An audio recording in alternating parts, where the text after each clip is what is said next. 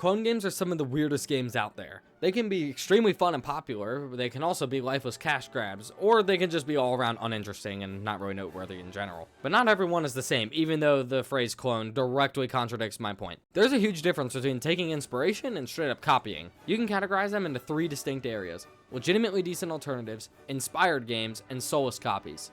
In this video, I'm going over each one and what games of each category look like. Let me clarify, by the way, this is not a serious video. This is all an excuse to play some obscure clones because it's funny. Garfield Kart Furious Racing is a legitimately decent alternative to Mario Kart. Is it pretty much the same exact thing? Even down to the items? Yes. But is the game actually fun? Also yes.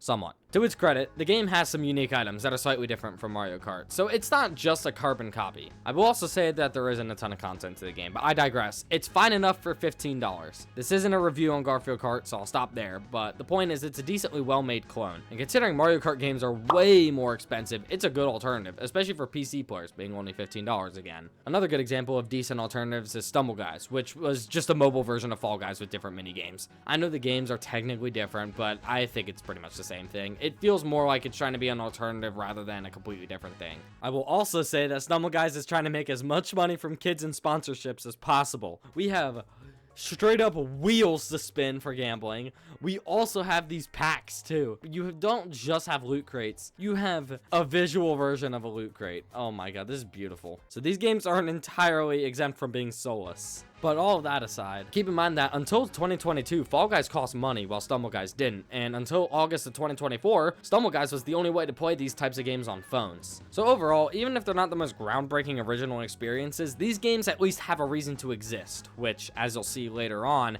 cannot be said about every clone game.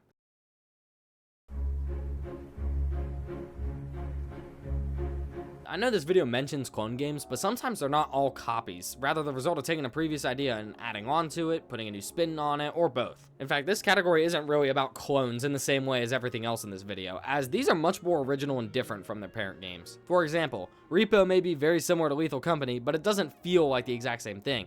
In fact, I'd even say that it can stand alone on its own. It has completely different map designs, monsters, and overall game mechanics, and playing one game doesn't completely invalidate the other. This is how using others' ideas should work. In fact, some of the biggest games of recent history follow a similar formula. Like Fortnite, which was just like every other battle royale, but with building and a different art style and vibe. It isn't a 100% copy, but in many ways, it was a clone. Another example worth mentioning is Demonologist, which is just Phasmophobia, but with more advanced graphics, better horror tactics. Go away! I'm busy, Jet. I love it. I like the one. Oh my god! Come back! Come back! And a few mechanics as well. One final example of an inspired game is Peak, which in my opinion is just like Getting Over It, but with more rock climbing mechanics instead of parkour, and it's in 3D, which is a huge difference. It's also a very fun game as well. I'm really hoping there's no blizzard, because now is easily the worst time possible for one. Ah! Yes! Yes! More weather, please! I'm not having enough fun right now. Again, this is what clone games should be, adding on to a previous idea in a unique way, even if at its core, it's still very similar to a previous game.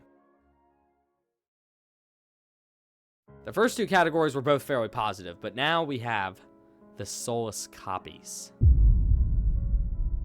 They go way beyond just taking inspiration or building upon a previous foundation.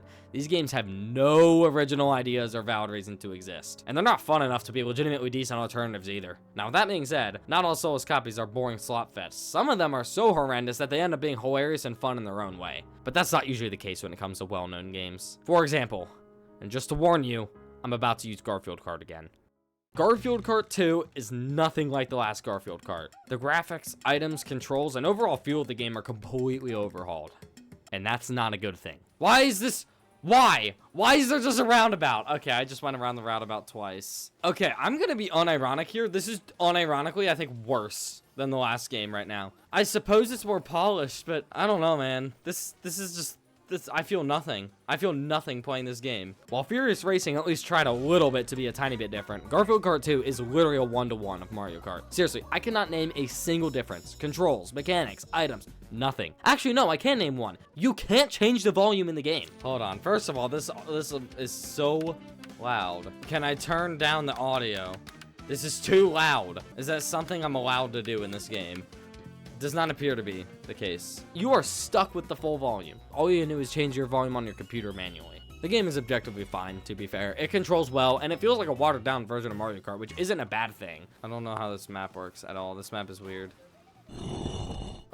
What? And Furious Racing was the same thing, but the difference is it doesn't feel like they even tried to differentiate it. At least Furious Racing did something, at least a few unique items. I know that Garfield Kart 2 technically fits my own criteria for a decent alternative, being available on PC and for a cheaper price compared to Mario Kart, but when it becomes a carbon copy, I feel like that overrules the positives. But yet another Garfield Kart review aside, the point I'm making with all this is that there's a core difference between games that take heavy inspiration, clone games that at least had some effort put into standing on their own, and cash grabs.